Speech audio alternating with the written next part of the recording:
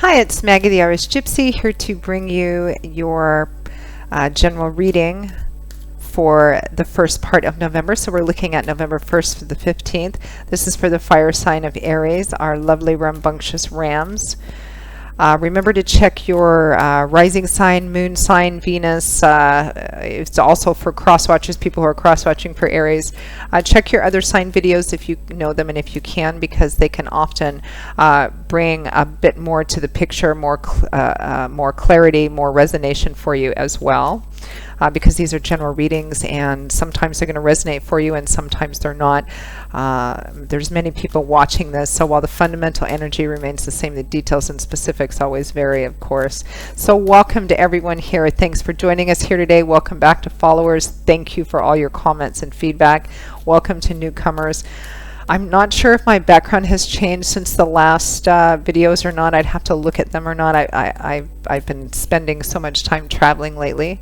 I'm currently back in Poland in Eastern Europe after spending 2 weeks in North Africa kind of exploring there.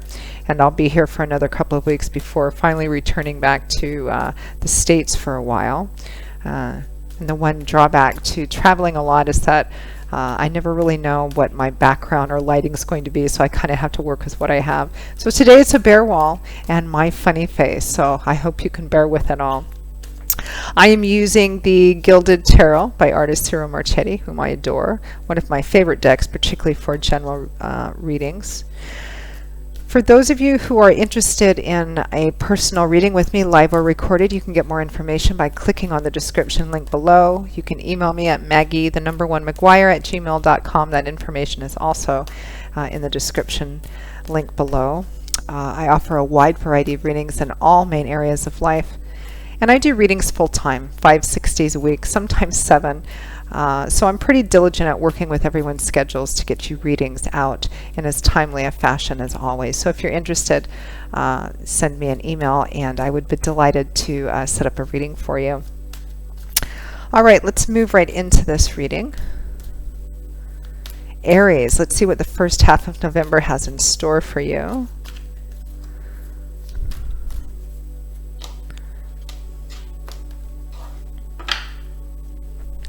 Okay, Aries, we begin with the Six of Cups,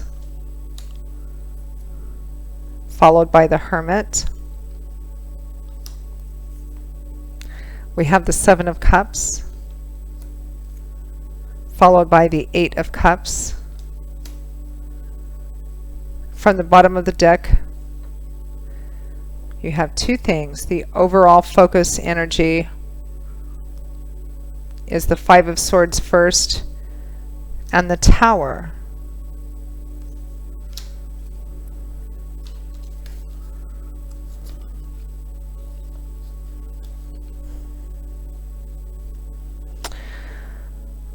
Aries, I feel like there's been some kind of, I don't know, break up, leaving, someone left you, or you left someone, maybe somebody left you. And I feel like, now don't shoot the messenger because this may or may not resonate in some intensity or the other for anybody watching or cross-watching. I feel like this separation or leaving has affected you as represented by the Tower, which the Tower, I know it makes a lot of people clench up often because of the artwork on cards.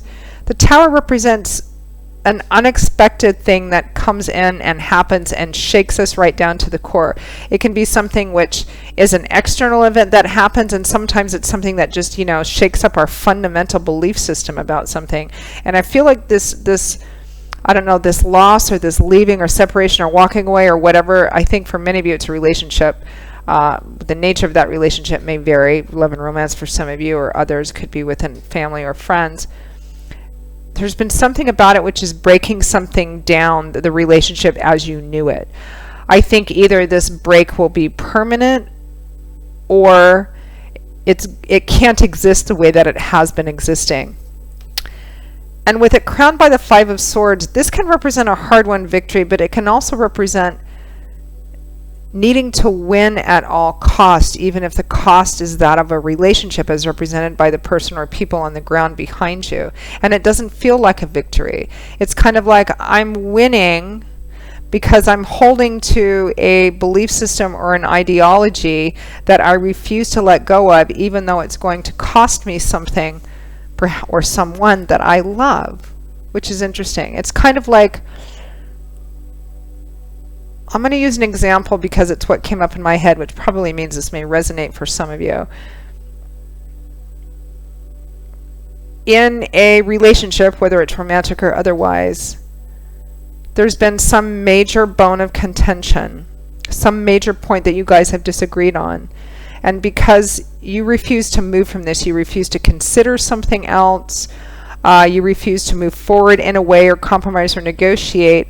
And so because of that, you are holding fast, like perhaps you don't want to plan in a relationship for longer than a little while, or you don't want to make plans or commitments for too far off in the future for whatever reasons. Could be, history, or that's what makes you feel safe or whatever.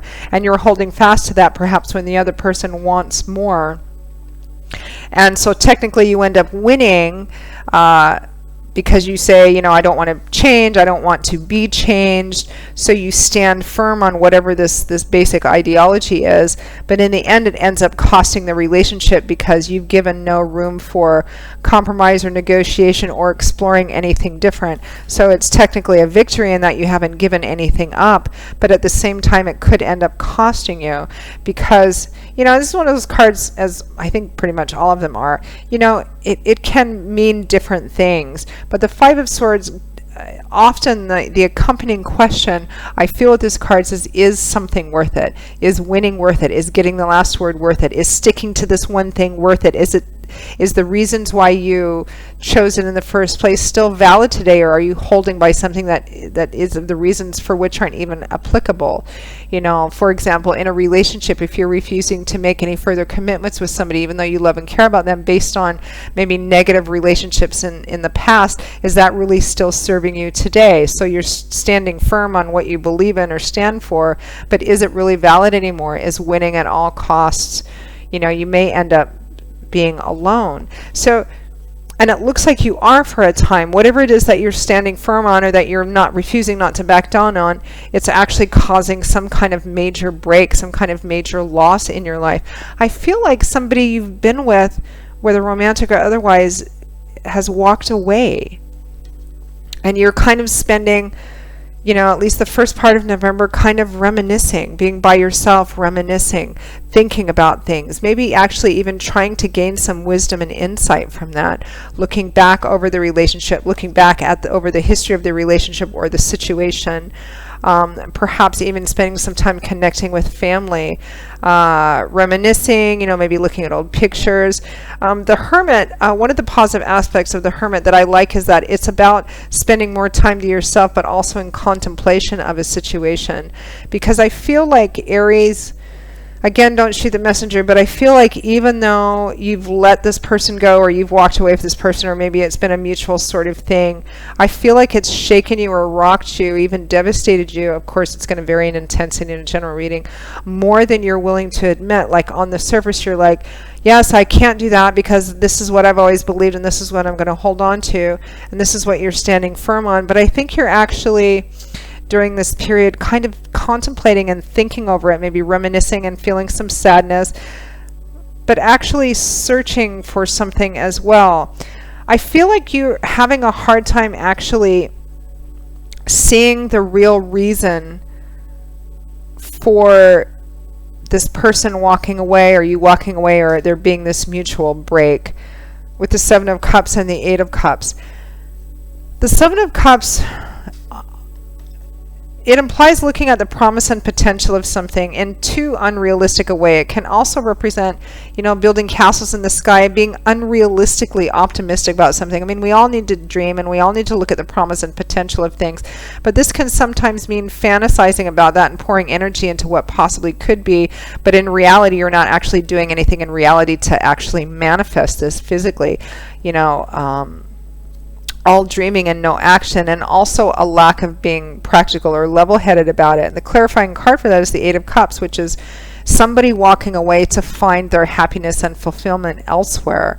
Whether it was agreed on the surface to be mutual or whatever, I feel like this has really rocked you. And I feel like the first couple weeks of November is kind of up and down. Like you spend some time reminiscing, maybe you're spending some time thinking about it, but then it kind of flips back to maybe not being all that realistic, or seeing the reasons why this break or walking away happened realistically, or feeling like, well, the other person left me because I wasn't willing to do A, and if I just wait long enough, he or she will come back.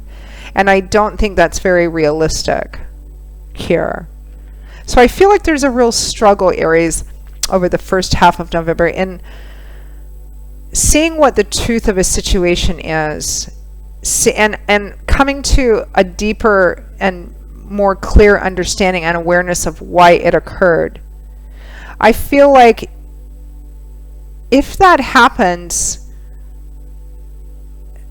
rather than spending so much time in thought about it and in wishing about something, I think if you start actually breaking it down and trying to look at the real reasons why this happened and maybe put some action into it, I think for some of you, not all of you, but for some of you, I'm feeling like there may be a small, short window of opportunity to, I don't want to say reverse this, because I think if it's a relationship and you come back together again, it's going to have to be in a different way. I don't think the relationship as it was can continue that way. It would have to transform and be something else.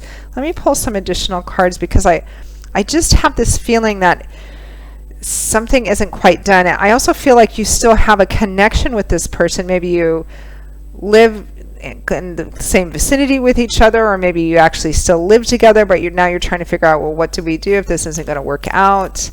I feel like you're still connected and something's not quite done. There's something that Spirit, I think, really wants you to open your eyes and see about this and about your particular part in this that you're having a hard time with.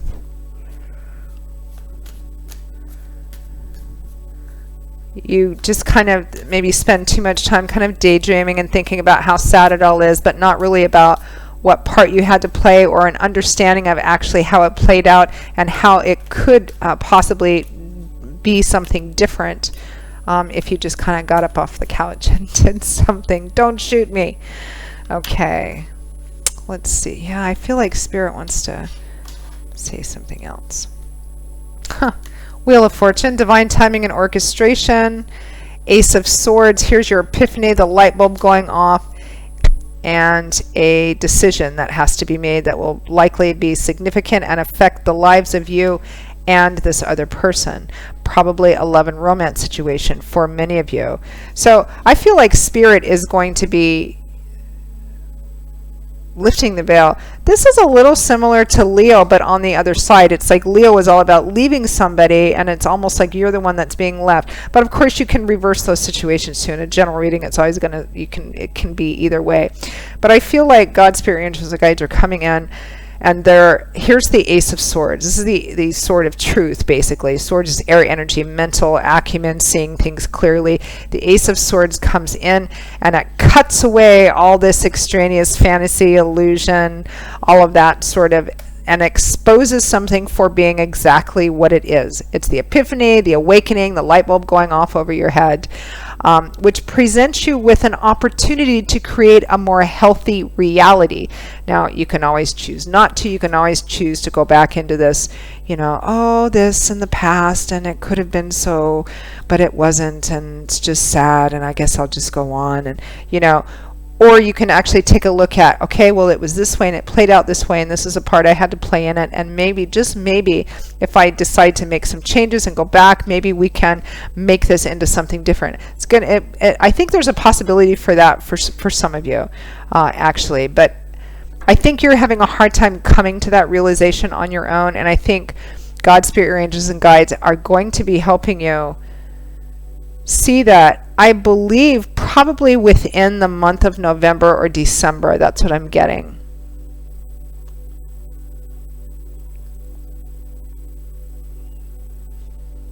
So in the meantime, even though I know it's tempting, especially because it looks like this has really rocked you, Aries, and I'm sorry about that, but I feel like there is a bit I feel like you're being a bit too stubborn.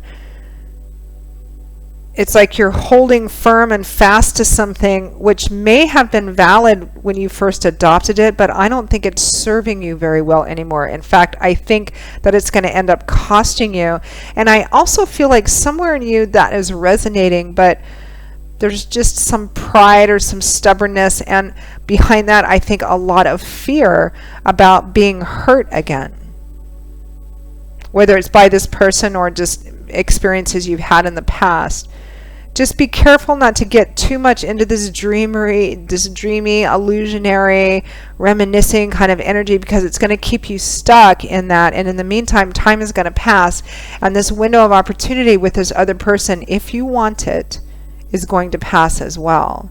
I think God is going to be giving you one more opportunity to kind of see something in regards to this particular situation or relationship, which will put you in a position of having to make a pretty specific and significant relationship decision. Of course, we live in a free will zone, so it's completely up to you, Aries. But that's what I'm seeing for you for the first half of November. Wow, it's kind of intense. I have to wonder if some of you are involved with another fire sign, or someone with a lot of fire in their natal chart as well, because I feel for some of you a link between this video and the Leo video as well. Could be that fire energy. So, well, Aries, that pretty much wraps up your reading for the first half of November. You know, I often say I hope you enjoyed this reading. Some are more challenging than others. I'm not sure if this is such an enjoyable reading, but for those of you who've watched it and found it helpful, for whom it resonated, I hope that you actually found it helpful. Yeah. All right, Leo. I'm sorry, Leo. All right, Aries. That wraps up your reading. We'll see what it looks like in a couple of weeks when we do the mid-month readings of the services again. Again, for those of you who are interested in a personal one-on-one reading with me, live or recorded, you can click on the description link below for more info. Feel free to email me directly at maggie1maguire@gmail.com. I would be most happy to work with you and set up a reading as quickly as we can. Thank you for watching, and as always, I wish you much joy, love, peace, and strength during this time, and I hope to see you back here again soon. Take care. Bye-bye.